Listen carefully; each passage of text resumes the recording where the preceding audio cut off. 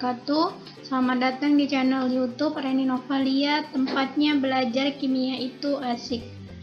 Oke, untuk video kali ini kita masih membahas tentang pH, yaitu menghitung pH larutan penyangga. Sebelum lanjut, jangan lupa subscribe dan aktifkan loncengnya ya, biar kalian gak ketinggalan video terbaru dari saya. Karena di channel ini saya banyak bahas materi tentang kimia mulai dari kelas 10, 11, dan 12 seperti video ini. Jadi, buat teman-teman yang baru pertama kalinya ke channel ini, setelah nonton video ini, kalian bisa cek video-video saya sebelumnya, mungkin saja ada informasi yang bermanfaat buat kalian. So, simak terus ya. Yang pertama, larutan penyangga asam lemah dengan basa konjugatnya. Di sini saya langsung ke contoh soal ya, untuk memudahkan dalam memahami materi tentang menghitung pH larutan penyangga. 100 ml larutan CH3COH atau asam asetat 0,1 m dengan 100 ml larutan CH3CONA 0,1 m. Diketahui Ka dari asam asetatnya 1,7 kali 10 negatif 5. Hitunglah pH larutan penyangga tersebut. Nah, di sini teman-teman bisa lihat ya, bahwa larutan penyangga ini terdiri dari asam lemah CH3COH dan basa konjugatnya yaitu CH3COO-. Nah, di sini yang terkandung dalam CH3CONH. Diketahui Ka dari asam asetat 1,7 kali 10 negatif 5. Karena ini larutan penyangga yang terdiri dari asam lemah dan basa konjugat, otomatis yang perlu kita cari adalah konsentrasi H+-nya terlebih dahulu untuk bisa menghitung pH-nya. Dengan rumus Ka dikali mol asam lemah dibagi mol basa konjugatnya. Jadi ciri-cirinya, kalau bingung pakai rumus mana, lihat di situ ada Ka, berarti dia pakai rumus konsentrasi H+. Kalau dia Kb berarti pakai rumus konsentrasi OH-. Nah, di sini kita butuh mol asam lemah dan mol basa konjugatnya. Di soal diketahui konsentrasi dan volume masing-masing, jadi kita bisa mencari molnya. Yang pertama, mol CH3COH, rumusnya molaritas dikali volume atau konsentrasi CH3COH dikali volume CH3COOH. Diketahui di soal konsentrasinya 0,1 m dan volumenya 100 ml, sehingga diperoleh milimol dari CH3COH adalah 10 milimol. Selanjutnya, mol dari CH3COONA, sama rumusnya molaritas dikali volume. Molaritasnya 0,1 m, volumenya 100 ml, sehingga diperoleh mol dari CH3COONA sama dengan 10 milimol. Sedangkan di sini yang kita butuhkan untuk mencari konsentrasi H+ adalah mol dari CH3COO- ya, yang ada di sini, sehingga jika kita tulis persamaan reaksinya akan menghasilkan CH3COO- plus Na+.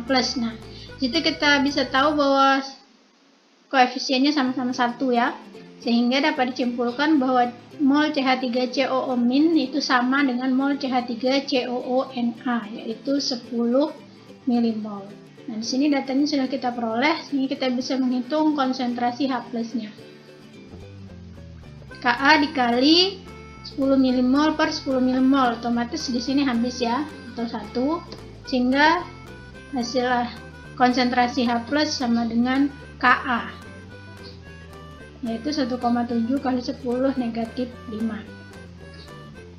Itulah konsentrasi H+. Nah, setelah kita peroleh konsentrasi H+-nya, baru kita bisa cari pH-nya dengan rumus yang sama ya, seperti menghitung pH pada asam basa, yaitu min log konsentrasi H+. Min log 1,7 kali 10 negatif 5, sehingga hasilnya 5 min log 1,75. Dari mana itu? 5 dari pangkat ini ya. 5 min log 1,7. Itulah pH larutan penyangga tersebut. Oke, selanjutnya larutan penyangga yang terdiri dari basa lemah dengan asam konjugatnya. Contoh soalnya seperti ini. Larutan penyangga dibuat dengan mencampurkan 60 ml larutan NH3 0,1 m dan 40 ml larutan NH4Cl 0,1 m. Diketahui Kb dari NH3 1,8 kali 10 negatif 5. berapakah pH larutan penyangga tersebut. Nah, di sini kita sudah bisa lihat ya bahwa di soal diketahui nilai Kb dari NH3, di mana NH3 itu sendiri berarti basa lemah ya, karena dia ada Kb. Berhubung ini basa lemah, sehingga yang kita pakai adalah rumus OH-, yaitu Kb dikali mol basa lemah per mol asam konjugat. Jadi di sini kita butuh mol basa lemahnya berapa, mol asam konjugatnya berapa. Sini di soal diketahui volume dan molaritas, sehingga dengan cara yang sama kita bisa menghitung molnya. Mol NH3 molaritas dikali volume 0,1 m dikali 60 ml, sehingga mol NH3 itu 6 milimol. Selanjutnya mol dari NH4Cl, rumusnya masih sama ya, molaritas dikali volume 0,1 m dikali 40, hasilnya 4 milimol. Nah, di sini yang kita butuhkan adalah mol dari NH4+ ya, asam konjugat dari NH3. Jika kita tulis reaksi ionisasinya, NH4Cl itu adalah NH4+ plus Cl-. Nah, di situ kita bisa lihat bahwa NH4+ dan NH4Cl itu sama-sama koefisiennya 1, sehingga dapat disimpulkan bahwa mol NH4+ itu sama dengan mol NH4Cl, yaitu nilainya 4 milimol. Oke, dengan rumus konsentrasi OH- sama dengan Kb dikali mol basa per mol asam konjugat, kita masukkan nilai molnya yang sudah kita hitung tadi, yaitu 6 milimol per 4 milimol. Kita sederhanakan, sama-sama dibagi 2 ya, jadinya 3/2. Kb itu diketahui di soal ya, tadi 1,8 × 10⁻⁵. Nah, untuk perkalian seperti ini, kalian kalikan 1,8 dikali 3, lalu kalian bagi 2. Nah, hasilnya 2,7 dikali 10⁻⁵, itu tinggal kalian turunkan. Itulah konsentrasi OH-nya. Karena konsentrasi OH- untuk menuju pH, kita mencari dulu pOH-nya. Dengan rumus min log konsentrasi OH- sama dengan min log 2,7 dari sini ya, kali 10⁻⁵, sehingga pOH-nya 5 dari sini ya, 5 min log 2,7. Baru selanjutnya kita bisa cari pH-nya, yaitu 14 min pOH. 14 min 5 min log 2,7. 14 dikurang 5, 9. Min itu plus log 2,7. Sehingga pH larutan penyangga tersebut adalah 9 plus log 2,7.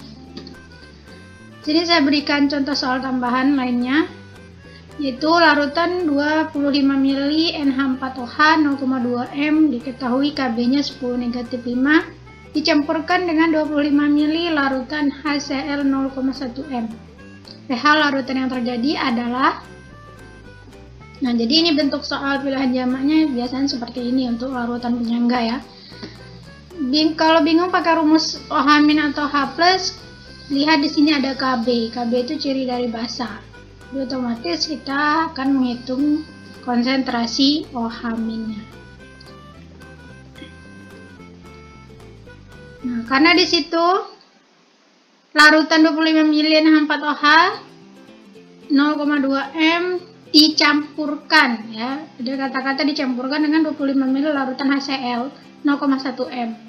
Jadi kita perlu tuliskan dulu persamaan reaksi dicampurnya kedua larutan tersebut, yaitu NH4OH plus HCl menghasilkan NH4Cl plus H2O.